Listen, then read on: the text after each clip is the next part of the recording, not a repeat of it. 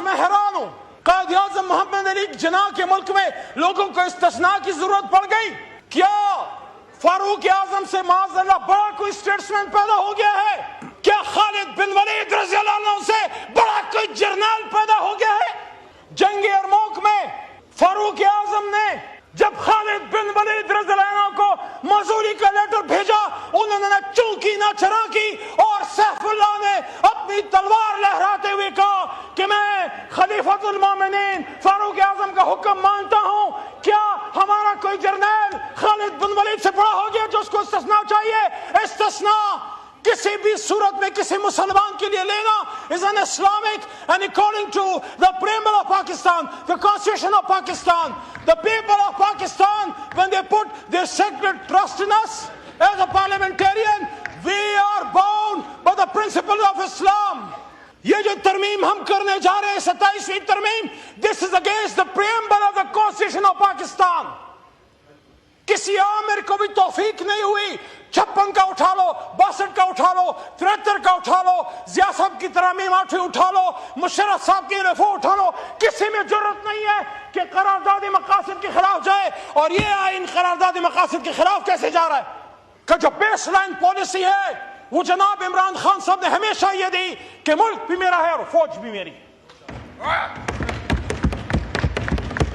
کسی کو عمران خان سے ڈرنے کی ضرورت نہیں ہے۔ استثناء مستثناء مت مانگو، وہ اتنا چھوٹا آدمی نہیں ہے کہ تم سے بدلے لے گا، وہ بدلہ لینے نہیں، ریاست کو چلانے آئے گا انشاءاللہ۔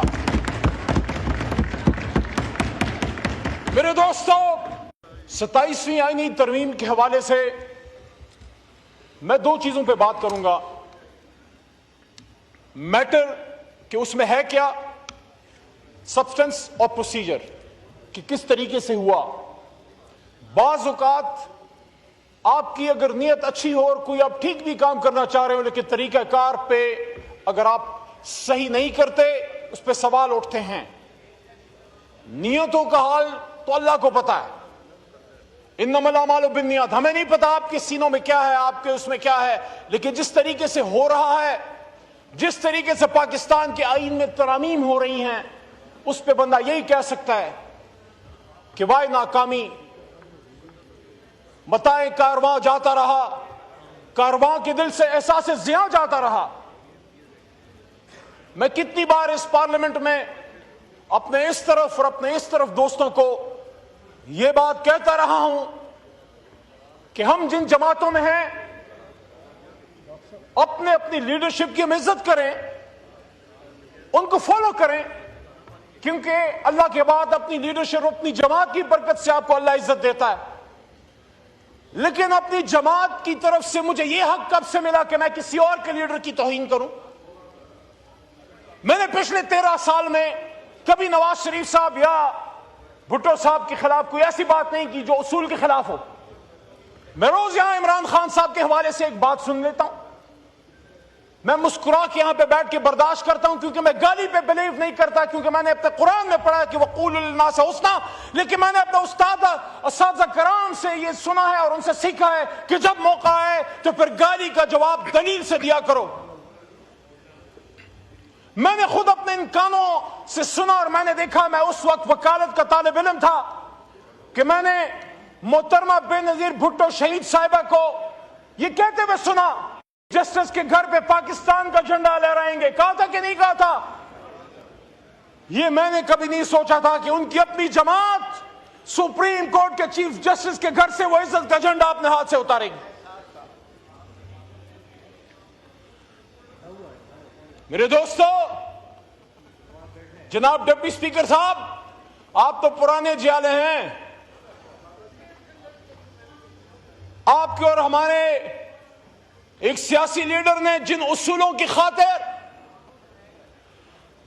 پھانسی گھاٹ پہ پھانسی کے بندے کو چوم کے گلے سے لگایا، اس آئین کو آج اس کی جماعت پھانسی گھاٹ پہ چڑھائے گی، یہ میں نے کبھی نہیں سوچا تھا۔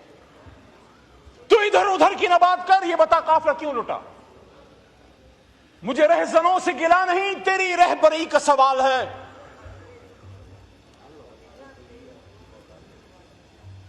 جس وکیل نے یہ ملک بنایا تھا، قائد اعظم محمد علی جناح ہمارے دشمن ملک کا وزیر دفاع جسونت سنگھ اپنی کتاب میں بابا قائد اعظم محمد علی جناح کے بارے میں کہتا ہے کہ آخری چیکس جب محمد علی جناح نے زیارت ریزیڈنسی میں علیل ہوتے ہوئے آخری چیکس جو انہوں نے کاٹے اس میں سے ایک چیک وہ بھی تھا کہ جب وہ بیمار تھے وہ کھانا نہیں تناول فرما رہے تھے, ان کی اشتہا بند تھی, ان کے لیے جالندھر سے کک منگوایا گیا. انہوں نے پوچھا, انہوں نے بڑے دنوں بعد کرنے لائی بخش جو ان کے مالش تھے, انہوں نے اپنی کتاب میں مائی بردر میں ان کی سسٹر نے بھی کہا, فاطمہ جناب بی بی نے بھی کہا کہ بڑے دنوں بعد میرے بھائی نے تھوڑا سا کچھ کھانا تناول فرمایا اور پھر پوچھا کہ who paid for it. Deputy Speaker صاحب, the founder of Pakistan was asking that who is paying for me when I am dying on my deathbed. He was being told that you are the, sir, you are the Governor General of Pakistan. The state is responsible to pay your expenses. He said no. میں ریاست کے پیسوں پہ عیش نہیں کروں گا. اور آخری جو کچھ چیک کاٹے ان میں سے ایک چیک وہ بھی تھا کہ انہوں نے کہا یہ چیک کاٹو, یہ پیسے اس کو پے کرو اور اس کو واپس بھیجو. آج میں حیران ہوں, قائد اعظم محمد علی جناح کے ملک میں لوگوں کو استثناء کی ضرورت پڑ گئی. کیا فاروق اعظم سے معاذ اللہ بڑا کوئی اسٹیٹسمین پیدا ہو گیا ہے؟ کیا خالد بن ولید رضی اللہ عنہ سے بڑا کوئی جرنیل پیدا ہو گیا ہے؟ جنگ یرموک میں فاروق اعظم نے جب خالد بن ولید رضی اللہ عنہ کو معذوری کا لیٹر بھیجا, انہوں نے چونکی نہ چراکی اور سیف اللہ نے اپنی تلوار لہراتے ہوئے کہا کہ میں خلیفۃ المومنین فاروق اعظم کا حکم مانتا ہوں. کیا ہمارا کوئی جرنیل خالد بن ولید سے بڑا ہو گیا جو اس کو استثناء چاہیے؟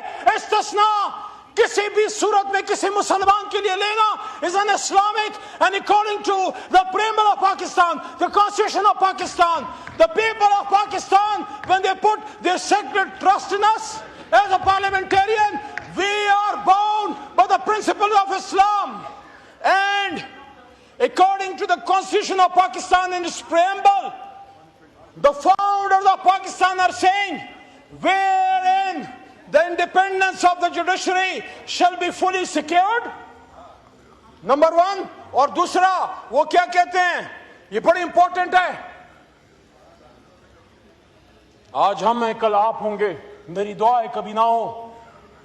ہم اگر ان کرسیوں پہ آئے, آپ کے ساتھ اگر یہ کسی نے کیا جو آج ہمارے ساتھ ہو رہا ہے, وہاں سے کوئی نہ بولے علی بولے گا, کیونکہ علی کا نام, علی کا کام بولنا اور کھڑا ہونا ہے. Wherein the principles of democracy, freedom, equality, tolerance and social justice as enunciated by Islam shall be fully observed. My Deputy Speaker صاحب, Honorable شاہ صاحب, آپ سے مخاطب ہوں. یہ جو ترمیم ہم کرنے جا رہے ہیں 27ویں ترمیم, this is against the preamble of the Constitution of Pakistan. کسی عامر کو بھی توفیق نہیں ہوئی 56 کا اٹھا لو, 62 کا اٹھا لو, 73 کا اٹھا لو, ضیاء صاحب کی ترامیم 8 اٹھا لو, مشرف صاحب کی رفع اٹھا لو, کسی میں جرت نہیں ہے کہ قرارداد مقاصد کے خلاف جائے. اور یہ آئین قرارداد مقاصد کے خلاف کیسے جا رہا ہے؟